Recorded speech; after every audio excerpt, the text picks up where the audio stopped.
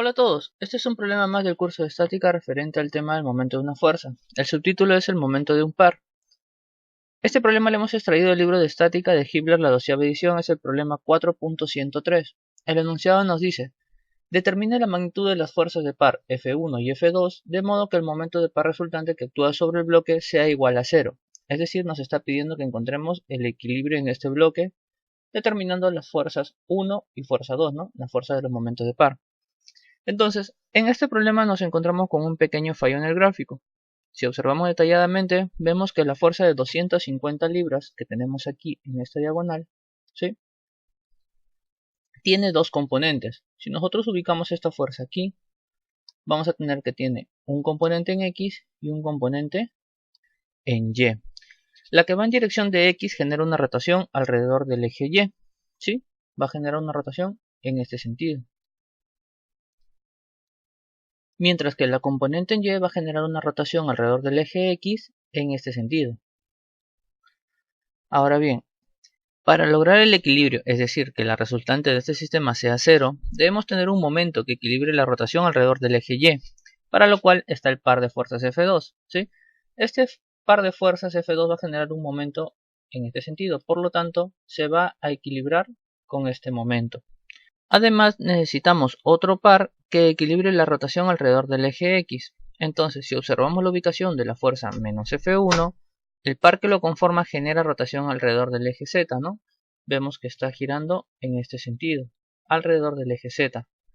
Ahora bien, este par de fuerza 1 debe generar un momento alrededor del eje X.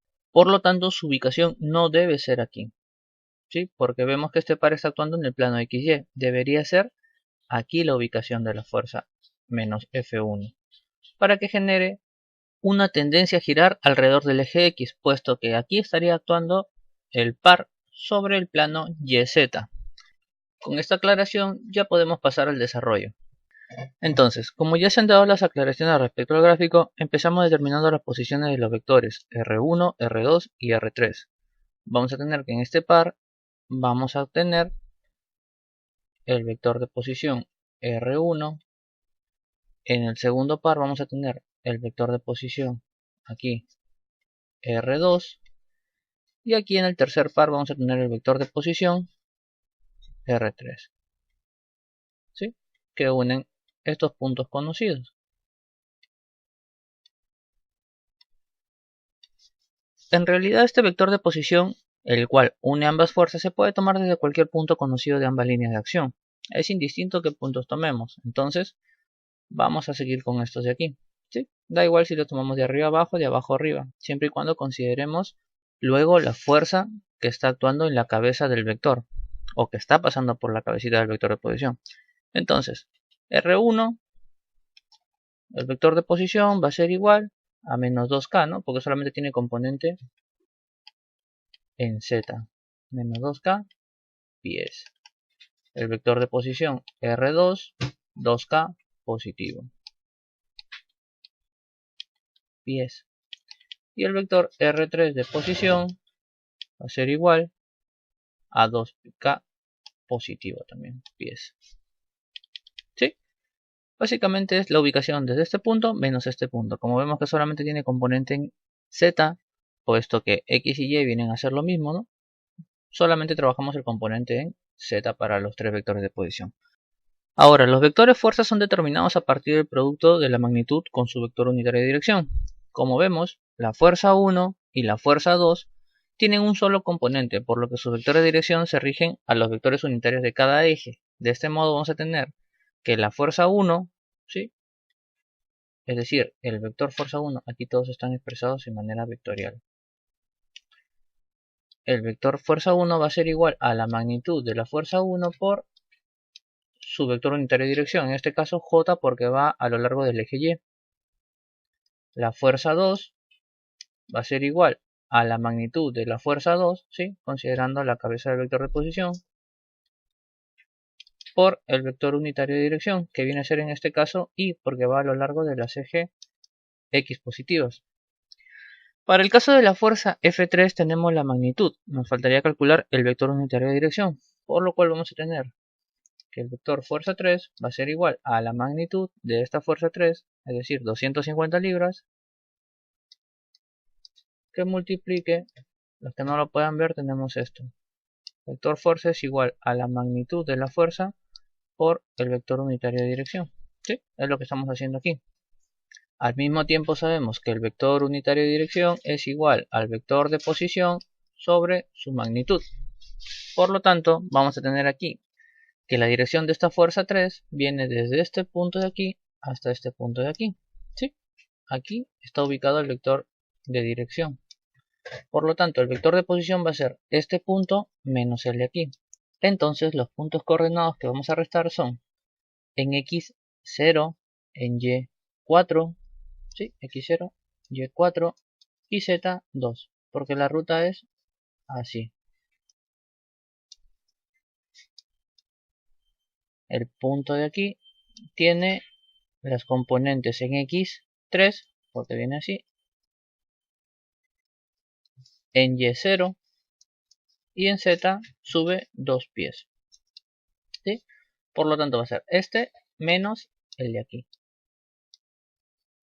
Teniendo que sería 0 menos 3 por el vector unitario Y más 4 menos 0 para J más 2 menos 2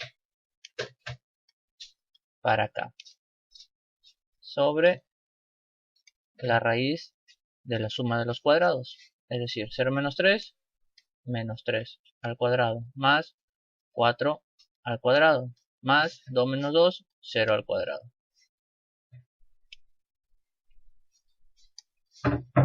Fuerza 3 entonces es igual a 250 que multiplica menos 3i más 4j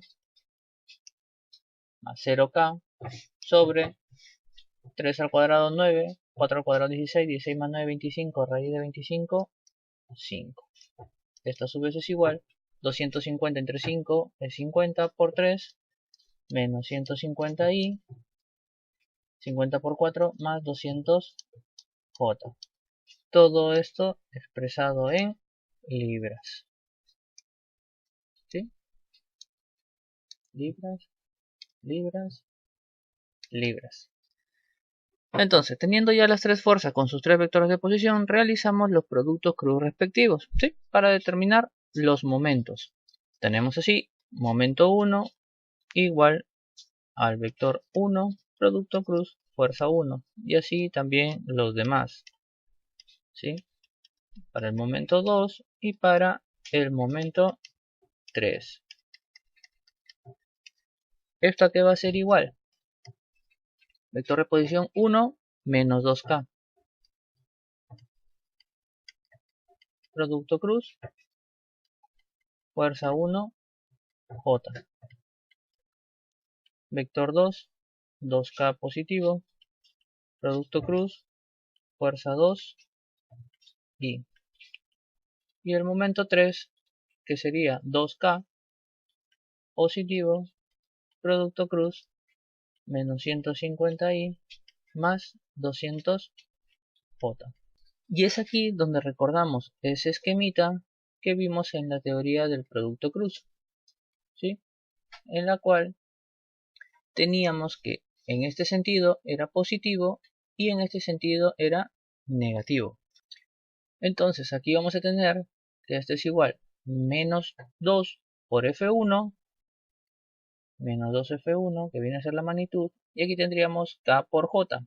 Tenemos entonces K producto cruz J, tenemos que es I. Como va en esta dirección va a ser negativo, por lo tanto esto va a ser por menos I.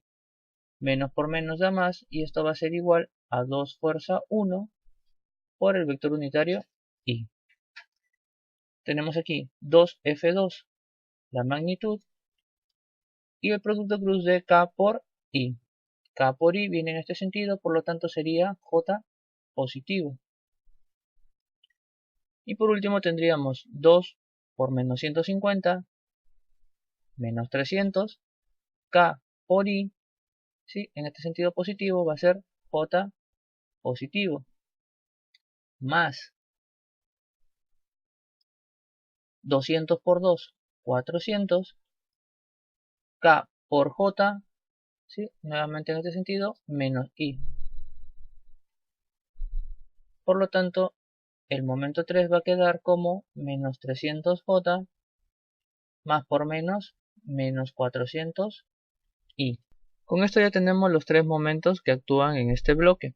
Ahora bien, sabemos que el momento resultante viene a ser igual a la sumatoria de los momentos. La sumatoria de los momentos quiere decir momento 1 más momento 2 más momento 3. A su vez se requiere que el momento resultante sea igual a 0. Por lo tanto, 0 va a ser igual a la sumatoria de estos tres momentos. Con lo cual tenemos que 0 va a ser igual a 2 F1 por I más 2 F2 J más menos 300J menos 400I. Ordenando I con I, J con J, vamos a tener que 0 es igual a 2 fuerzas 1 menos 400, todo esto por I, más 2 fuerzas 2 menos 300, todo esto por J. Ahora, para que el momento resultante sea 0, todos los componentes deben ser 0. Tenemos que el componente K ya es igual a 0. Nos faltaría igualar los componentes I y los componentes en J. Por lo tanto, aquí vamos a tener 2 fuerzas 1 menos 400 igual a 0. Y 2 fuerzas 2 menos 300 igual a 0. 400 que está restando pasa a sumar, ¿sí? Sería 2 fuerzas 1 igual a 400, por lo tanto fuerza 1 igual a 400 entre 2, con lo que la fuerza 1 vendría a ser de 200 libras. Lo mismo para la fuerza 2, ¿sí? Menos 300 pasa sumando, sería igual a 300, entre 2, 150. Fuerza 2 es igual a 150 libras. Como hemos visto, el enunciado nos pide las magnitudes de la fuerza F1 y F2 para lograr el equilibrio, siendo estas fuerzas de 200 libras y 150 libras las magnitudes necesarias respectivamente. Por lo tanto, esta es la respuesta al problema planteado. Y bueno, esto sería todo. Espero que les haya gustado y sobre todo más importante que hayan podido comprender todos estos conceptos. Si les ha gustado dejen su like, suscríbanse, compartan y nada, por mi parte eso es todo. Muchas gracias, los espero en el siguiente video.